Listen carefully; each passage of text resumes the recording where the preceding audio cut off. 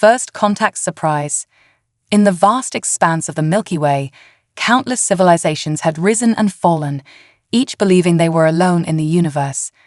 But on a warm summer night in 2045, humanity shattered that illusion with a discovery that would change the course of galactic history. Dr. Samantha Chen stood in awe before the pulsing energy field, her dark eyes wide with wonder.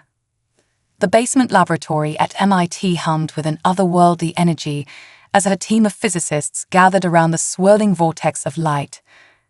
"We did it," she whispered, her voice barely audible over the thrumming of machinery. "We actually did it." What had started as a theoretical exercise in quantum mechanics had somehow resulted in the creation of a stable wormhole, humanity's first step towards faster-than-light travel. In that moment, Dr. Chen knew that everything was about to change. Across the galaxy, in the grand chambers of the Galactic Council, alarms blared as sensors detected the sudden emergence of a new spacefaring species. Councillor Zixtar, a towering insectoid being, shittered in agitation as holographic displays flickered to life around him. "Impossible," he exclaimed, mandibles clicking furiously. "The humans weren't supposed to achieve FTL capability for another 1,000 years." His eyed, a small, reptilian creature named Vex, scurried up with a datapad. "The predictive models were wrong, sir. It appears they've discovered a method of FTL travel we've never encountered before." Zixtar's compound eyes narrowed. "This changes everything. We're not prepared for contact with such an unpredictable species." As the news spread through the galactic community, panic began to set in. Humans were known to be resourceful and adaptable, but also prone to violence and irrationality.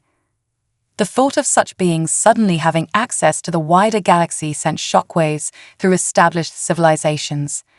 In an emergency session, the Galactic Council debated furiously on how to handle this unprecedented situation. After hours of heated discussion, an unlikely solution was proposed. "The Fluffarians," suggested Councillor Lahr, a gelatinous being from the outer rim. "They're the only species gentle enough not to provoke the humans, yet technologically advanced enough to represent us." A murmur of surprised agreement rippled through the chamber. The Fluffians were a race of small, furry creatures known for their peaceful nature and advanced empathic abilities. They had joined the galactic community relatively recently, but had quickly endeared themselves to many species. On the Fluffian homeworld of Cuddle Prime, Ambassador Floof received the urgent transmission from the Galactic Council with a mixture of excitement and trepidation. His long, silky ears twitched as he absorbed the gravity of the situation. "We would be honored to make first contact with the humans," Floof chirped, his large, expressive eyes blinking rapidly. "We will prepare a delegation immediately." As the Fluffian ship approached Earth's solar system, tension mounted on both sides.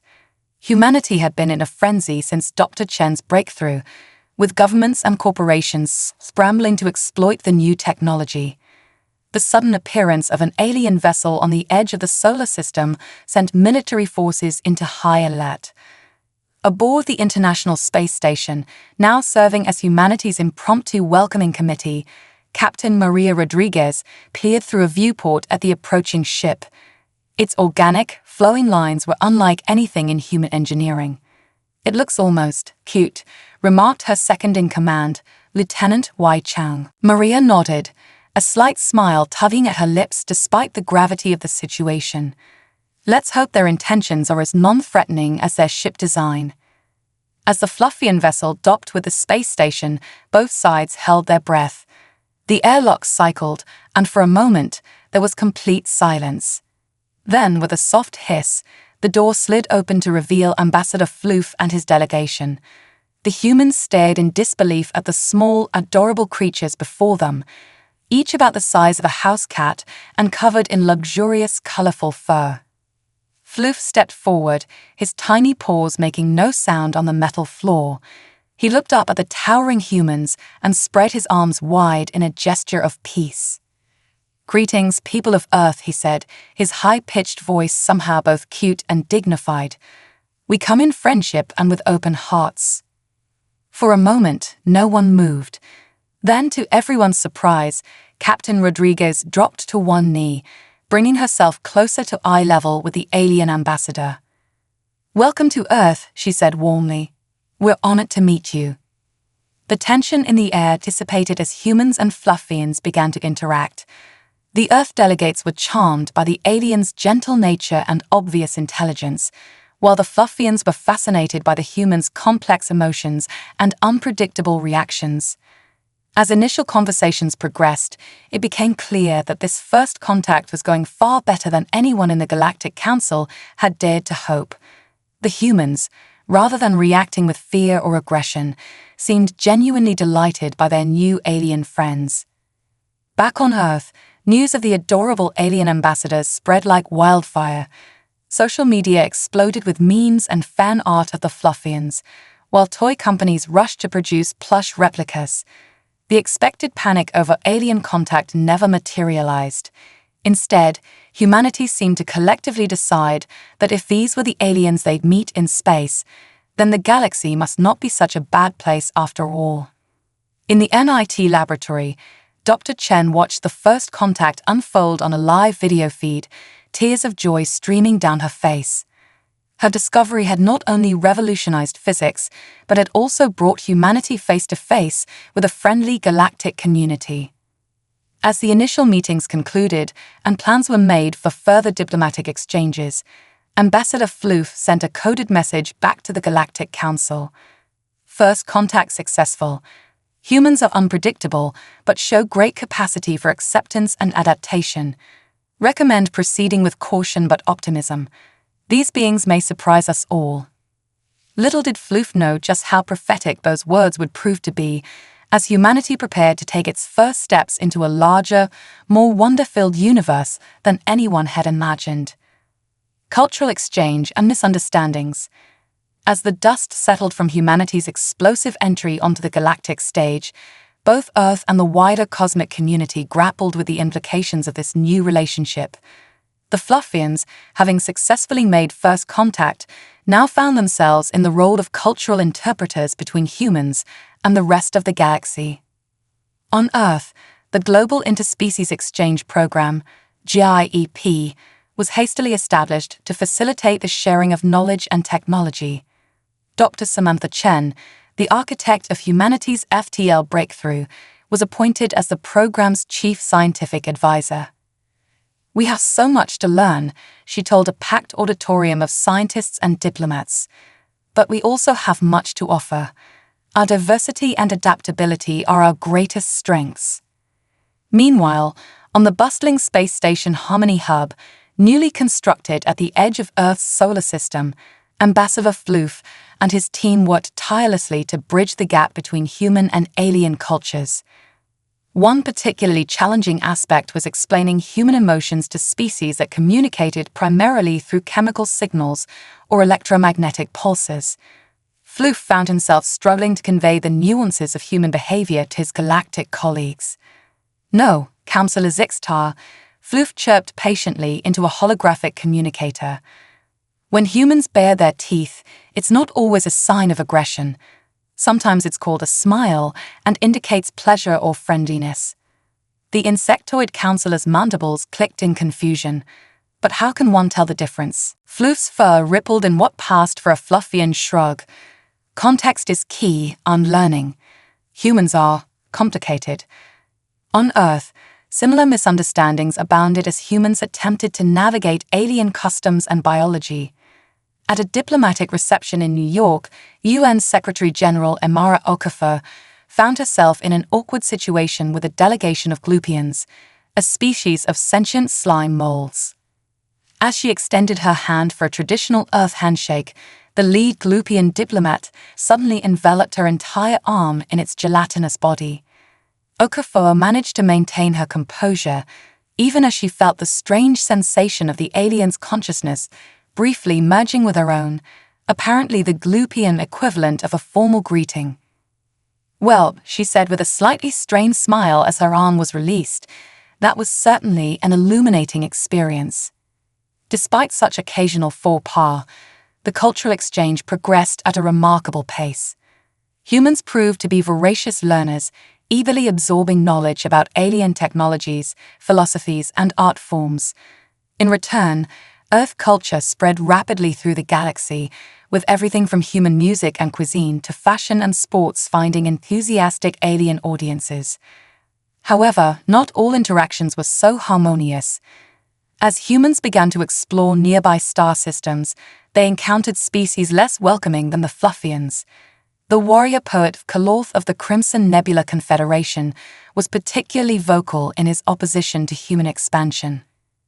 These primitives stumbled upon FTL travel by sheer luck, he declared in a fiery speech before the Galactic Council. They are children playing with forces beyond their comprehension. They must be contained before they bring chaos to the ordered galaxy we have built. While many councillors dismissed Cuddly's concerns as xenophobic fear-mongering, his words resonated with those who viewed humanity's rapid advancement with suspicion. Back on Harmony Hub, Lieutenant Wei Chang, now serving as Earth's military attaché, found himself grappling with the complexities of galactic politics. During a tense meeting with representatives from various alien species, he struggled to explain humanity's history of internal conflicts. Yes, we have fought wars amongst ourselves, he admitted, but we've also achieved great things through cooperation and mutual understanding. Isn't that what this cultural exchange is all about? A Zorlak emissary, its tentacles writhing with skepticism, burbled a response through its translator. Your species speaks of peace, yet your history is soaked in blood. How can we trust that you won't bring your violence to the stars? Before Wei could respond, Ambassador Floof intervened, his fur puffed up with emotion. Friends, I have spent much time among the humans. While it's true they have a capacity for conflict, they also possess a remarkable ability to learn, grow, and forge connections across boundaries. We must give them a chance. As the debate raged on, Dr. Chen and her team at GIEP made a startling discovery. The alien technologies they had been studying were synergizing with human innovation in unexpected ways, leading to advancements that neither humans nor aliens had anticipated.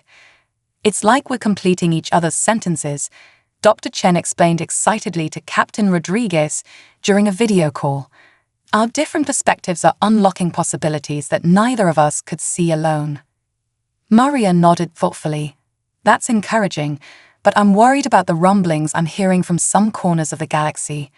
Not everyone is as excited about our potential as you are, Sam. As if on cue, alarms began blaring throughout Harmony Hub. Wei burst into the command center, his face grim. We're picking up a massive energy signature at the edge of the system. It's like nothing we've ever seen before. On screens throughout the station, a colossal ship shimmered into view, its hull gleaming with an otherworldly metal. Smaller craft swarmed around it like angry insects. Ambassador Floof's ears drooped as he recognized the insignia on the ship's side. Oh no, he whispered, it's the hegemon. Maria's eyes narrowed. Who or what is the hegemon? Floof turned to her, his large eyes filled with worry. A name whispered in fear across the galaxy. An empire that consumes all in its path. And now, it seems, they've come for Earth.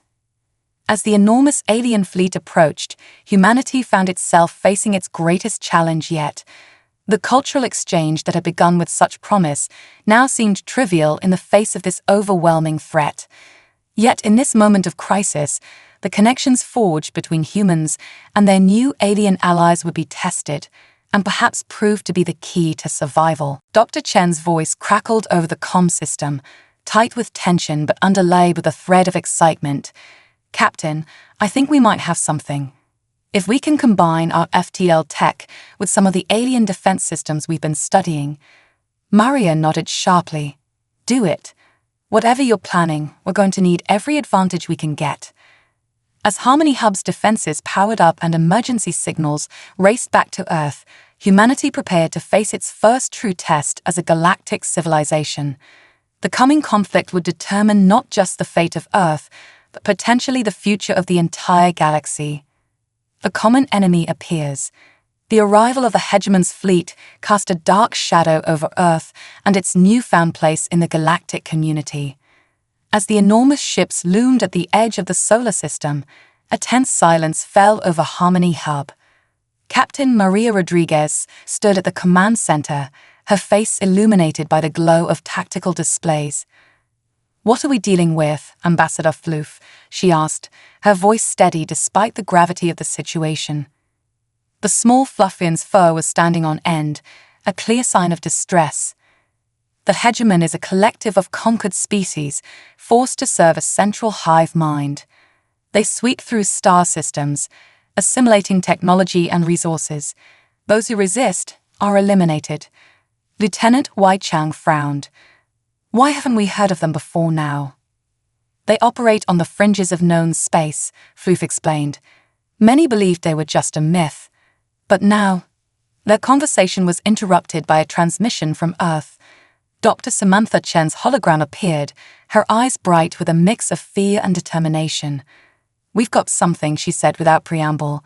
"It's experimental, but it might give us an edge." As Dr. Chen explained her plan, a fusion of human FTL technology with alien defense systems, the first wave of hegemon fighters began their approach. Alarms blared throughout Harmony Hub as the station's shields flared to life. "Whatever you're going to do, Sam, do it fast," Maria urged. "We're about to have company." On Earth, governments scrambled to mount a defense. The sudden threat had done what decades of diplomacy could not, uniting humanity under a common cause. Military forces from around the world mobilized, while civilians were evacuated to underground shelters. In orbit, the hastily assembled Earth Defense Fleet took up position. A motley assortment of retrofitted satellites, space stations, and experimental craft faced off against the sleek, otherworldly ships of the hegemon. As the battle was joined, it quickly became clear that humanity was outmatched in terms of raw firepower and numbers. But what they lacked in advanced technology, they made up for in creativity and sheer determination. Aboard the EDS Resilience, Admiral Yuki Tanaka watched as her pilots executed maneuvers that the hegemon clearly hadn't anticipated. "They expect us to fight like they're other victims," she muttered. "Let's show them how unpredictable humans can be." Earth fighters darted between asteroids and space debris, using the natural cover of the solar system to launch guerrilla-style attacks on the larger hegemon ships. Meanwhile, Dr. Chen's team worked feverishly to implement their hybrid defense system. On Harmony Hub, Maria and Wei coordinated with their alien allies, many of whom had chosen to stay and fight alongside humanity. The Fluffians' empathic abilities proved invaluable in predicting the hegemon's movements, while the Gloopians' adaptive biology allowed them to quickly repair damaged systems. As the battle raged, stories of human ingenuity and bravery began to spread through the galactic communication networks. Philorth, the once critical warrior poet, found himself composing verses about the tenacity of Earth's defenders. "In the face of overwhelming odds, they stand defiant," he transmitted. "Perhaps we judged these young ones too hastily." But despite their valiant efforts, Earth's defenses were slowly being worn down. The hegemon's superior numbers and technology were pushing humanity to the brink. Just as all seemed lost, Dr. Chen's voice crackled over the comms. "It's ready. Transmitting activation codes now." Across the solar system, the hybrid defense systems sprang to life. Force fields unlike anything seen before enveloped Earth and its allies. Hegemon weapons fire dissipated harmlessly against the shimmering barriers.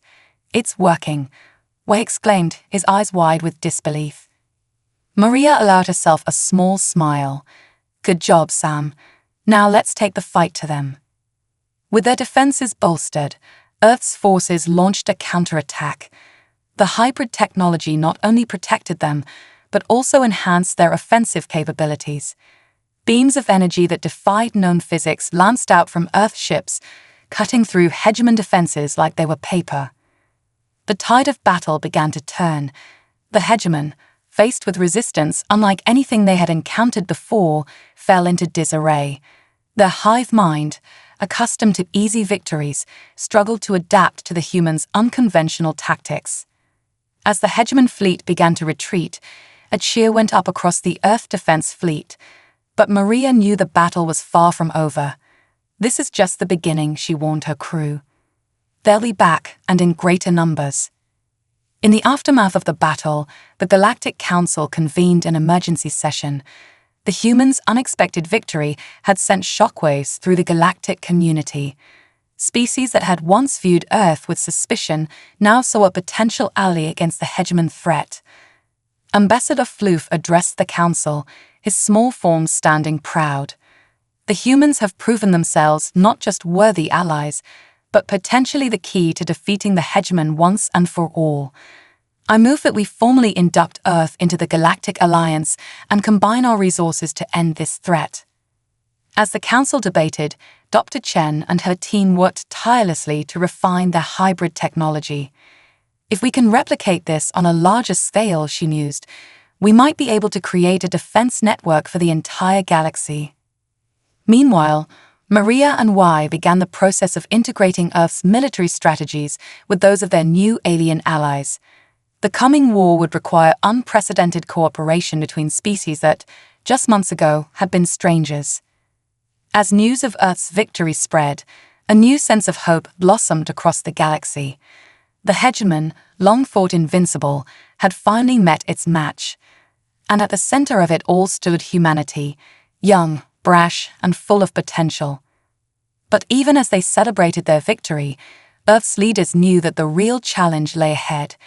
The hegemon would return, and the fate of not just Earth, but the entire galaxy hung in the balance. In the depths of space, aboard the retreating hegemon command ship, the hive mind seethed with a mixture of rage and fascination. These humans were unlike any species they had encountered before. As they plotted their next move, one thing became clear: the galaxy would never be the same again. Unleashing human ingenuity. In the months following Earth's surprising victory against the initial hegemon assault, the planet became a hub of frenetic activity.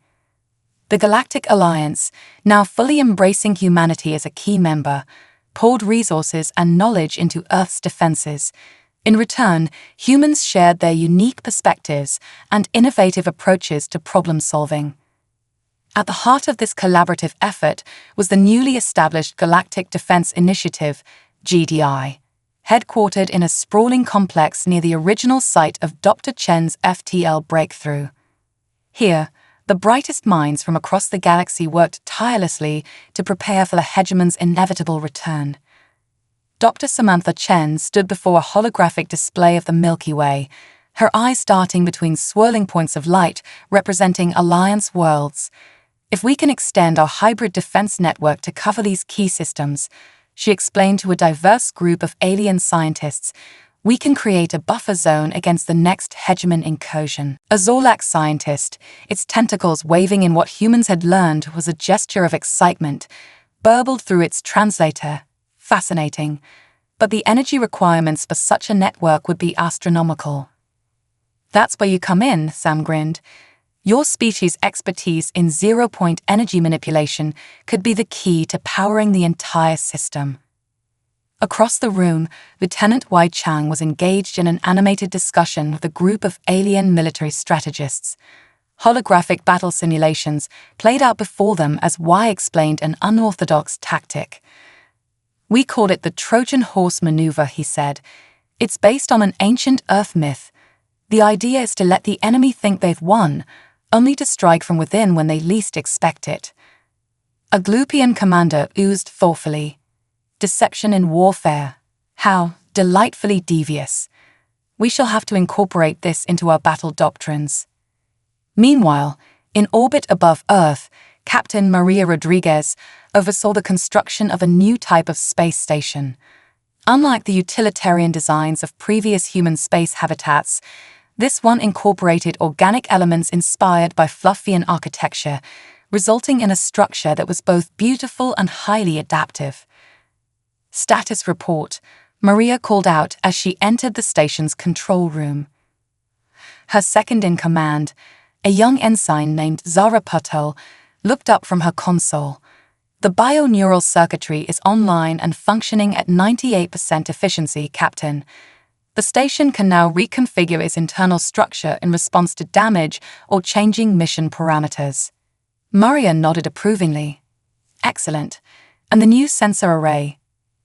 It's revolutionizing our early warning capabilities, Zara replied enthusiastically. We're picking up quantum fluctuations that could indicate hegemon activity as far as 500 light-years out. As Earth's defenses grew stronger, humanity's influence spread throughout the galaxy. Human art, music, and culture, with their vast diversity and capacity for innovation, fascinated many alien species. In return, humans eagerly absorbed the knowledge and traditions of their new galactic neighbors. This cultural exchange led to unexpected breakthroughs. A collaboration between human musicians and crystalline soundshapers resulted in a new form of music that could literally alter the molecular structure of materials. Initially created for entertainment, it was quickly adapted for medical treatments and even starship hull repair. Human culinary experts, working with biochemists from various species, developed nutrient-rich foods that could sustain multiple alien physiologies. These omni meals became standard fare on long-distance space flights and colonial outposts. Even in the realm of diplomacy, human approaches were making waves. Ambassador Floof found himself constantly surprised by his human counterpart's ability to find common ground between vastly different species. During a particularly tense negotiation between the silicon-based silicoids and the methane-breathing Gasons, human diplomat Aisha Okonkwo proposed a solution that left both sides satisfied and slightly puzzled at how they hadn't thought of it themselves. Sometimes, Aisha explained to an amazed Floof, the best solution isn't a compromise, but a complete reframing of the problem. However, not all of humanity's contributions were welcomed with open arms.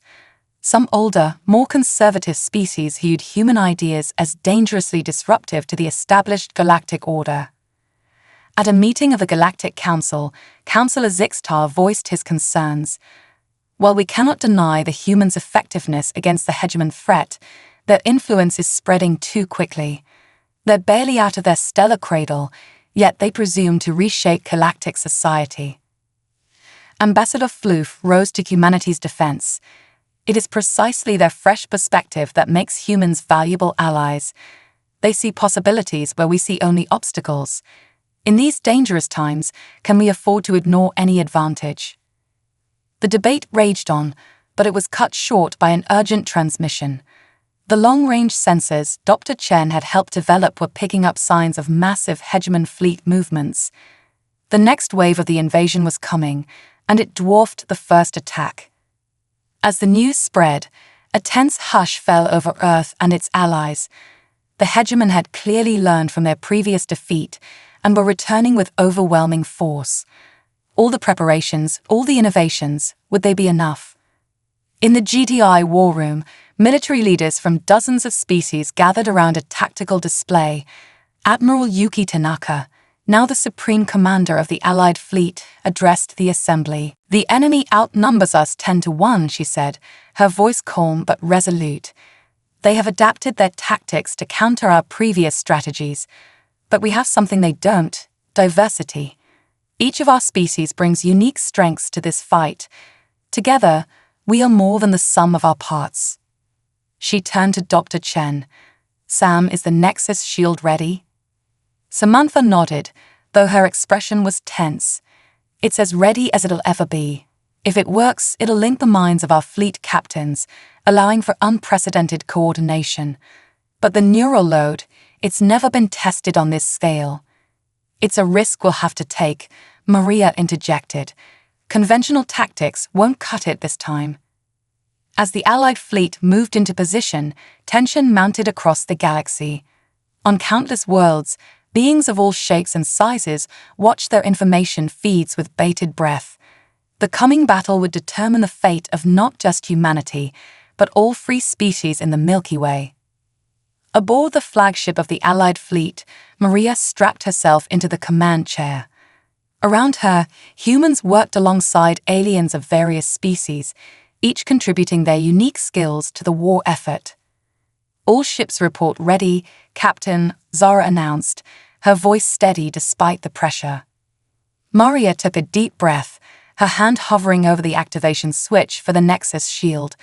Then let's make history. For Earth, for the Alliance, for the future of the galaxy, engage.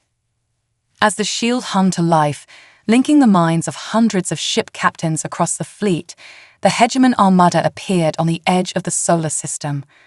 The greatest battle in galactic history was about to begin, with humanity and its allies standing as the last line of defense against a tide of conquest and assimilation.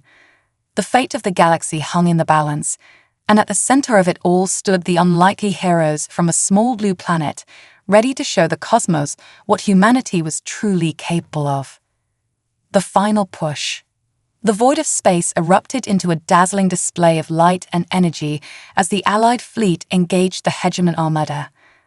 The Nexus shield, Dr. Chen's revolutionary invention, pulsed with an ethereal glow, connecting the minds of hundreds of ship captains across species barriers. Captain Maria Rodriguez gasped as her consciousness expanded, suddenly aware of every ship in the fleet as if they were extensions of her own body. Around her, both human and alien crew members experienced the same sensation, their movements becoming synchronized with uncanny precision. "It's working," Dr. Chen's voice crackled over the comms, a mix of relief and awe in her tone. "The neural network is stable. You should be able to coordinate your actions with unprecedented efficiency." Admiral Tanaka's voice resonated through the shared consciousness of the fleet. "Remember your training. Think as one, but don't lose your individual creativity. That's our edge." As the battle unfolded, it became clear that the Nexus shield was a game-changer. The Allied ships moved in perfect harmony, executing complex maneuvers that would have been impossible to coordinate conventionally. Fluffian empaths predicted hegemon movements, Zorlak energy manipulators powered weapons beyond their normal capacity, and human tacticians devised strategies on the fly. But the hegemon were far from outmatched. Their hive mind adapted quickly, and their sheer numbers threatened to overwhelm the Alliance's defenses. For every hegemon ship destroyed, 2 more seemed to take its place. On Earth, tensions ran high as the planet's defense systems strained under the onslaught. Lieutenant Wei Chang coordinated ground forces, ready to repel any hegemon forces that might break through. "We can't let them establish a foothold," he barked into his comm unit. "If they start assimilating Earth's population, it's game over." In orbit, the battle raged on. Maria's flagship, the Defiant, spun through a deadly dance of laser fire and missile barrages. Through the Nexus shield, she felt the loss of every Allied ship as if it were a part of her own body. "We're losing too many," she growled. "We need to change tactics." As if in response to her thoughts, a new strategy blossomed in the shared consciousness of the fleet. It was a daring plan, born from the combined insights of a dozen different species. "All ships," Admiral Tanaka's voice rang out, "execute Operation Starburst." The Allied fleet suddenly scattered in all directions, seemingly in disarray. The hegemon ships, sensing victory, pressed their attack, but it was a trap. As the hegemon forces spread thin trying to pursue, the Allied ships abruptly reversed course. They converged on the enemy's center in a blazing spiral, their weapons concentrated on a single point. For a moment, it seemed as though the fabric of space itself buckled. Then, with a silent flash that outshone nearby stars, the heart of the hegemon fleet vanished into a localized singularity. A cheer went up across the Allied comms, but the victory was short-lived. The remaining hegemon ships, though in disarray, still outnumbered the Alliance. "We've bloodied their nose," Maria said grimly, "but this fight is far from over." As the battle entered its second day, fatigue began to take its toll. The neural load of the Nexus shield strained the minds of the fleet's captains. On Earth, Dr. Chen worked frantically to stabilize the system. "We can't shut it off now," she told concerned Ambassador Floof. "Without it, we don't stand a chance. But if we push it too far..." She left the thought unfinished, but Floof understood. The price of victory might be the minds of their bravest warriors. In space, a new threat emerged. The Hegemon flagship, a behemoth that dwarfed even the largest Allied vessels, entered the fray. Its weapons easily penetrated the Alliance's best shields, and its hull seemed impervious to return fire. That has to be where their hive mind is centered, Maria realized. If we can take it out. But approaching the flagship seemed impossible. It was surrounded by a swarm of smaller craft, creating an impenetrable defense. It was Lieutenant Wei who proposed the solution. "The Trojan horse," he said, his voice tight with tension. "We need to use their own tactics against them." The plan was audacious, borderline suicidal. A small team would allow themselves to be captured, smuggling a weapon of last resort onto the Hegemon flagship. Maria volunteered immediately. "Captain, we can't risk losing you," Admiral Tanaka protested. "With respect, Admiral, I'm the best pilot we have," Maria countered. "And thanks to the Nexus shield, I can guide the fleet even from inside enemy territory." As Maria's strike team prepared for their mission, the rest of the Allied fleet engaged in a desperate holding action. Ships from 100 worlds fought side by side, their differences forgotten in the face of annihilation. On Earth, millions watched the battle unfold on their view screens. Dr. Chen, her eyes red from exhaustion, monitored the Nexus shield's stability. Ambassador Floof coordinated with the Galactic Council, ensuring a constant flow of reinforcements and supplies. And high above, in the cold vacuum of space, Captain Maria Rodriguez and her team surrendered to a Hegemon patrol craft. As the enemy tractor beam pulled them in, Maria sent one last thought through the Nexus shield. "Whatever happens, it's been an honor serving with all of you. For Earth, for the Alliance, for every free being in the galaxy, we will not go quietly into the night." As the small craft disappeared into the maw of the Hegemon flagship, the fate of the galaxy hung by a thread. The final gambit was in motion, and all anyone could do now was hope that human ingenuity, coupled with the united strength of the Galactic Alliance, would be enough to turn the tide. The battle for Earth, for freedom, and for the very future of life in the Milky Way had reached its climax. In the next few hours, history would be made, one way or another. A new galactic order. The cavernous hangar of the Hegemon flagship swallowed Maria's small craft whole. As the team disembarked, they were immediately surrounded by Hegemon drones, a disturbing mix of organic and mechanical parts.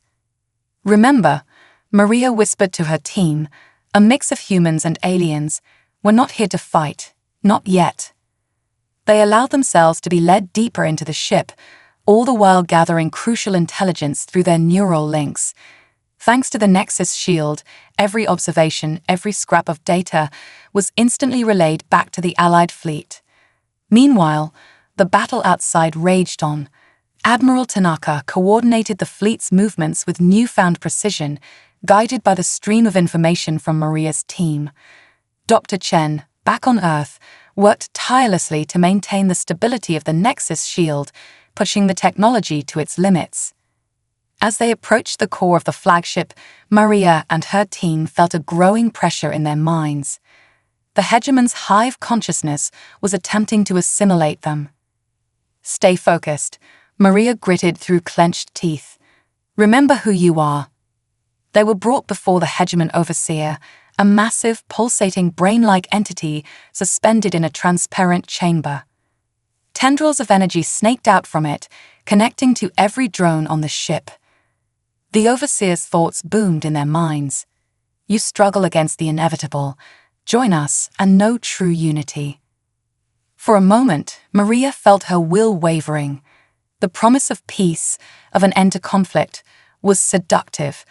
But then she remembered Earth, the diversity of life across the galaxy, the beauty of individual thought and creativity. "We choose freedom," she declared, her voice ringing with conviction. It was the signal her team had been waiting for.